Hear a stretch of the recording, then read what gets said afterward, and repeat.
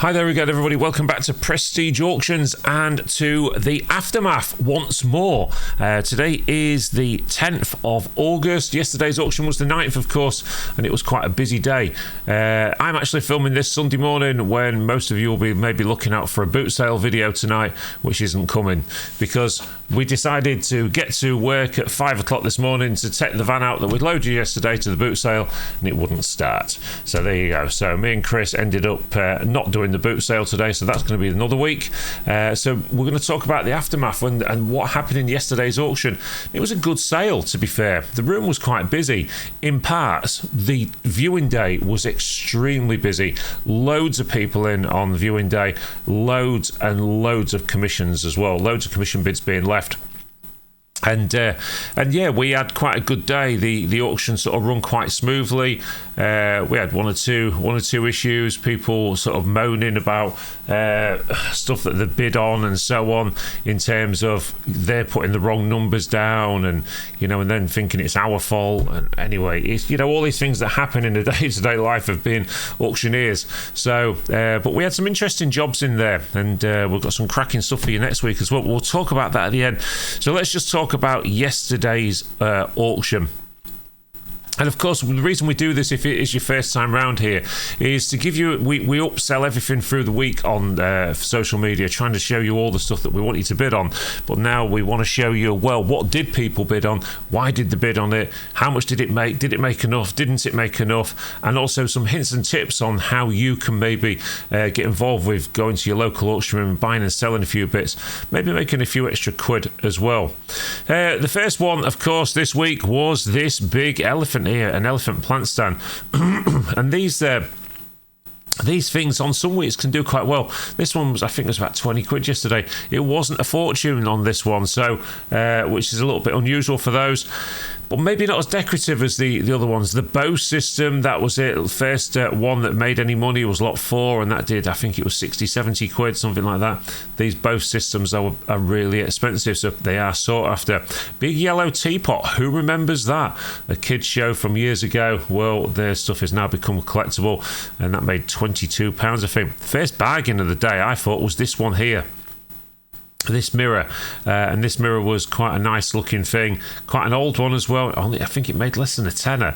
Somebody got a real bargain with that one there, but just shows you how certain things are just not on the boil anymore like they used to be. Things like the drawers, boxes of assorted, and all this sort of stuff. The cacti, it was a good buyer's sale yesterday. There was lots of not solds as well that people could have picked up cheap to make a few pounds on as well. Stuff like this, for instance, didn't sell. They're not the most popular thing anymore. They had the time. Wool was making a few quid again this week, 14, 16 quid, I think that was. Wool always seems to make money. It must be quite expensive. There was a bit of a fight on now. I just want to mention one of these because the first one on here, we actually missed the guy's bid. He was bidding over one side of the room. We was bidding on the other side of the room, so we didn't see the guy. Okay, now I think he left probably a little bit disillusioned. But the thing is, it's very tricky sometimes when you stood at the back of the room and you're bidding in one way, and now as an auctioneer I go like that, so I point at the person that has got the bid with at the moment. So at that point, if you think the hammer's going to come down, when I've said fair warning or whatever, and you want to bid and I've not seen you, shout, just go over here, mate, and or wave your white thing around like that, like a frantic person, and we will get our attention. The thing is, we don't want to miss bids. It's not in our interest to miss bids because it costs us money. So the 38, that one there, that made a few quid, and then this one made quite a bit of money as well. So between them, they sold quite well, over £100. I think one was 60 odd quid, one was 40 odd quid. So yeah, around £100 for the two. Somebody walked away quite happy with those by the looks of it. But there was big boxes. The tree scare, there was a little bit of interest in this one as well. A few people bidding on this one. The old umbrella stand there, an old cast one as well. These were quite interesting because, again, there was lots of content. There was 2 lots of these, that one and that one there. all these Marvel books, and most of them were still sealed, I think. So there was plenty of sell-on value for these people. So these are the sort of mixed boxes that you can make money on. I was doing a few bits for the challenge this week, so I actually bought those ones there, those curtains. So I'm going to give them to my partner in crime to get those sold. See if we can make a few more quid on the challenge, because we sort of took our finger off the pulse on that a little bit lately. There was money for the Chinese games this week as well. So one or two of these that have been fed back through the auction room, which we actually sold once before. Most of them sealed. I think the Chinese or Japanese, something like that. But there was bidders for them this week, so which was good for the vendor. Now these ones here, Royal Copenhagen plates. I say this all the time. Don't get excited about Royal Copenhagen plates anymore. They are not popular. They used to be. Royal Copenhagen pottery is popular. The sort of decorative wear is quite nice. But when it comes to the Christmas plates, they made a lot of them, and a lot of people collected them each year. You'd get the year and all the rest of it written onto it, or printed onto it, whatever. The thing is, if you're looking for Copenhagen plates, you need the early ones. Do your research on them. Have a good look. Find out which ones are making the money, and then look out for those, because some of the modern ones don't make that much. And when I say modern, I mean sort of 70s onwards. So just be careful. Don't get your fingers burnt with those. As we come down here, the dishwasher tablets sold. Somebody put a box of dishwasher tablets in, and that just sort of shows you anything will sell. Prestige Auctions, given the right circumstances. And then the coconut head, Chris ended up buying that one, which was quite an interesting thing. But it just shows you once again also that anything will sell, given the right circumstances. These sold after the auction, the egg cups. They had a £20 reserve on each box. I thought was a tad high, to be fair. I thought that they could make around that money, but not the easiest sell. We then got on to things like this down here, all of these various bits of pottery. One or two of them did okay, one or two of them didn't. I quite like those, the boxing hairs. They were just a little bit different. £24, something like that. Not loads of money, but nice things. That one, quite a few people bidding after that one. It's an older piece with like a coat hook, that one. A few people bidding on that one.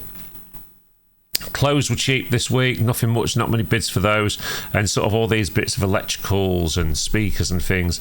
Money for Moorcroft again, but not loads of money. Jam pan was cheap. Somebody got a little bag in there at sort of six or eight quid or whatever it was. And then down here we sold the llamas, we sold all the pottery and all these bits and bobs. We then got onto the cabinets, where we were selling sort of lots of costume jewellery, binoculars, and none of this was much money this week. Now, people going off and selling this and doing quite well on it. So, you need to be getting involved. You need to be looking through these boxes. Some people just get it in their head, they've just been chucked in auction for a reason. It's not always the case. Come and view these boxes. Come and look in them. Thing is, when you're getting the picture online, that's the picture you're getting. Now, you cannot see into the bottom of 286. You can't really see into the bottom of 287 either. So people that are coming into the auction and looking, and there was an example yesterday where somebody bought a box of towels, and because people would have looked at it and gone, box of towels, don't want interested in that. In the bottom of that box of towels was a watchmaker's lathe and a BMW grill, apparently. So just look for these things. You can make money if you look. There was a perfect example there. 312 again, couldn't really see it. People that did come in see it, and it made 60 odd pounds, that watch there. Now the Blue John, this sold quite well. 80 odd pounds, 82 pounds for that piece of Blue John there, and then I think there was 30 odd quid for that one, and I think about 42 for the little charm there. Blue John again is expensive. There was still a profit in that, I think, if you were selling it on. The American ring, I like that one. Sterling silver with the eagles, turquoise, nice piece. Profit to be made in that one still. For people that can be bothered. We haven't passed the jewellery cabinet. There wasn't a lot in the jewellery cabinet this week. There is more next week. Just so you jewellery buyers and that know, there'll be a little bit more. As we came down here, we got onto the back shelves and started selling all of this stuff. And I think I was still on the rostrum at this point. Yes, I was. Yeah, and we're selling all this. You know, it was £4, it was £6, it was £8. There's nothing majorly exciting in it, but there was profit to be made in it if you were a buyer and a seller. You know, you was buying this stuff cheap yesterday, because at this point of the room, after the jewellery cabinet, we lose people. Not so many hands in the room to go up. I actually spoke about that on a video in the week this week, saying I thought that could do well because it was quite expensive, and I think it did 30-something quid in the end. Again, still cheap if you're looking for it. Maybe not so cheap if you're looking to resell it, but it's one of those that if you was looking for something yourself. These did okay. These hairs and things, there was hands, there was people bidding on these, and the meerkat as well. And Betty Boop sold, and then all of these little bits of electrical camcorders. Hoover's sold really well yesterday. I've probably mentioned this on one of the aftermaths once before, that it quite surprises me when I watch some of these boot sailor videos where they're going around and they're resellers, just how much money they're paying for Hoovers and how much they're getting for them, but they're not cheap to buy. Cassettes, they all sold. The little things of crafting gears all sold.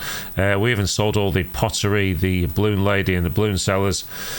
And the African figures, it wasn't making fortunes. Though, you know, if people were buying them to resell, maybe make a few quid. If they was buying them for themselves, then they was getting bargains. We got onto this stuff here. This is one of my favourite things in the auction this week, not because it's Manchester United, because of the story. All of this here from 564 all the way through. So there was about 6 of these steins. And they made, I want to say they made 20 something pound each, or whatever it was. Manchester United mirror, that made 30 odd quid. The mugs sold for 25, 26 pound. The piles of plates were making 26 pound each. I think the players made 30 odd quid each. I think they were 26 pound a stack, something like that. The slippers sold. This stuff sold, the towels. Then we got onto all of these models, and now these are all from the same place. So all the way from them steins back there, 30 odd quids, all the way down. So from here, from there, look, there you can see the cursor on the screen, coming down all the way to, oh, we don't need that, all the way to there, I believe, to there, to the, no, that was it, to there, to that Manchester United thing there, and everything in between, and all the money that made. When the lady brought this to me, all of this was destined for the tip. Somebody was going to tip all this, and you know, and that doesn't surprise me, because I know this happens a lot, where people just don't see value in something. No, what do I want that for? Let's get rid of it. Don't tip it. Ring us, send us some pictures, use WhatsApp, use whatever you like, messengers, send us the pictures, let us be the judge, because that person is going to pick up a few £100 next week, and that was going in a skip, and that is crazy, you know. So, and the young lady, I think, that got these was a Manchester United fan and loved them. She was well chuffed that she bought them, and the people that was buying the models and all that, they were happy as well. So people, and there was profit to be made in them, there's no doubt about it, because, you know, I'd looked at some of those steins were selling on eBay for 90 odd quid each, so for particular ones, of course, that is. So, but I don't think the person that bought them was actually buying them to resell them. I'd had a chat with them. They were buying them because they wanted them. As we came down the middle of the room, these sort of bits and bobs were all selling. I think Lisa had taken over at this point, so I'm not quite sure what happened. So I'm sorry, I don't know what's going on with these. I was out the way dealing with other things. She went through all the radios, sold all the telephones. I know most of these have gone already. Got onto the pictures on the wall, and then she went around there, sold all the pop heads and things, and then I'm trying to figure out where I took over again. It was somewhere in this back room that I took over again and started selling all of this lot. And the box room was hard work this week. There's no doubt about it. There was quite a few not sold until we got to the toys once again. And these good collectible toys were selling at decent money. You was getting 14s and 16 quids for boxes and so on. And again, when people say about toys, people talk often about toys on boot sales and say, you know, oh, it's just full of toys. Well, there is money in toys, but it's got to be the right ones. They've got to be collectible. They've got to be nice. All of the bags of teddies sold again this week, as they always do. We got into the tool room. And again, there was bids for good stuff, but it wasn't an auction this week that was laden with high value gear. It had a lot of middle of the road stuff and lower value stuff, which is great for you resellers, because you can pick this stuff up cheap and get it sold reasonably cheap to tempt people in. You know, it's a lot easier to sell something at a tenner than it is at 20. If you only paid 4 for it plus a bit of commission, you're doubling your money. So, you know, tip there, don't be greedy, get it sold quick. We went through all the tools, the rope sold. Oh, and then it was bubble wrap. Well, these bubble wraps were about 6 foot high. For those of you that don't come to the auction, there's about 6 foot tall, and we had all of these in. And there was a proper fight on for them. There was making sort of 20 odd pounds a lot, £20 a roll, 22 the odd one sneak to, and then I think the last one there made like 30 something pound, I think it was, because everybody was after it. But you know, if you're a reseller, that sort of size bubble wrap, quite hard to get hold of because the shops tend to sell it in smaller lumps. It was good. It is good stuff. So that all sold. So if the seller of that is going to bring any more, that'll be great, because there was a massive demand for it.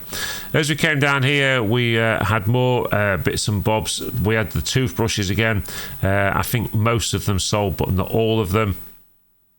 We were selling sets of steps, and the planters went okay. Again, we're just starting to come to the end of the season on that sort of stuff now. This one did all right with a nice plant in it. That would have cost you a few quid in a garden centre, but we're coming to the end of the season now, so this stuff isn't as hot as it was around Easter time and so on, when people are thinking about doing the gardens. Some people now are already starting to think about putting the gardens down for winter and so on. So ultimately, you know, again, just think about what you're buying. Of course, an old dealer, Dave from Dave's Place down Freeman Street, I always used to watch him in the auctions, and through the winter he used to buy fans, through the summer he used to buy heaters. Why? Because that's when they was cheap. He'd stick them in his storeroom, bring them out, he'd bought them really cheap. When people really needed them, he sold them at a decent price. It's just pure simple business, really. If you've got the room to do stuff like that, it's worth thinking about. All of the gaming stuff was selling well, was getting 50 and 60 quids a pop for the PS1 games. The Wii sold for 20, 30 quid.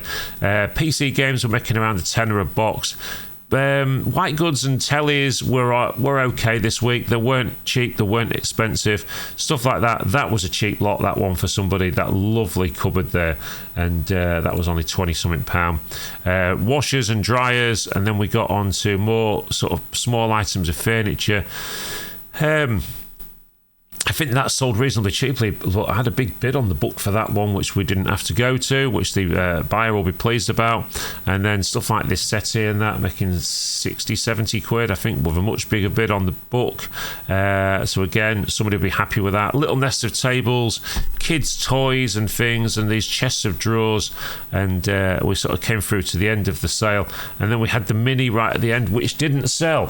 Now, it had a £1,200 reserve on it. It's a Mini Cooper, and it is a diesel. So if anyone has got any offers on that one, do ring us up, do speak to us, and we can certainly speak to the vendor about it for you. So overall, it was another cracking auction at Prestige, and we enjoyed it. It was a good day. It was a late day. We had to get the van loaded up for the boot sale this morning. Of course, then that all went wrong and didn't work. But there you go. These things happen. One of the joys of being in business, I'm afraid. I can tell you this next week is a massive auction again. We've got a big clearance in. Now, for all of you book buyers out there, I know it doesn't float everybody's boat, but some old books and sort of local history books and things can make really good money. We are going to be opening up the special sales area for this sale to put the books in. So the books will be in the special sales area. The other auction room will be as full as normal. It's not going to be a special sale. It's all part of the general sale, and we want to get people involved with the bidding on those. There's lots of bits of jewellery. There's a lot of silver coins in next week's auction. So really do look out for all of the social media stuff that we'll be covering through the week on this. We are still trying to get a video out every day, which we're maintaining at the moment, showing you different things, ideas on making money. We've also had some people saying to us they'd like to know more about behind the scenes of the auction room, so we're trying to show you as much as we can. The only way we can do that is if you keep supporting the channel. So if you do hit that share button, leave comments as well, because we do love to read your comments and reply to them when we can. And of course, hit that all-important subscribe button. One of the things we did do this week, we put a fantastic video out. One of the favourite ones I've done so far went out last night onto YouTube, and it's called Behind the Gavel. So do watch that one. We've done a thing to music at the start, showing the area and sort of showing people an idea of what it's like, other than the pictures that you just see on the screen on a Saturday. So it's showing you what's going on in the auction room. We've got lots more stuff like that planned, which we are enjoying doing as well, and I'm going to be doing another video or two today, so hopefully we'll get all this stuff out for you. We did do the Behind the Gavel as a members only to start off with, and that is something we're probably going to be doing a little bit more of. So if you are thinking about, if you do want to see footage earlier than some of the other people, then do consider becoming a member. It's £3 a month on YouTube, and you will get start seeing at least one video a week earlier than everybody else. Thanks ever so much, everybody, as always, for your support in our small business in Grimsby. And we'll see you all very soon at the auction.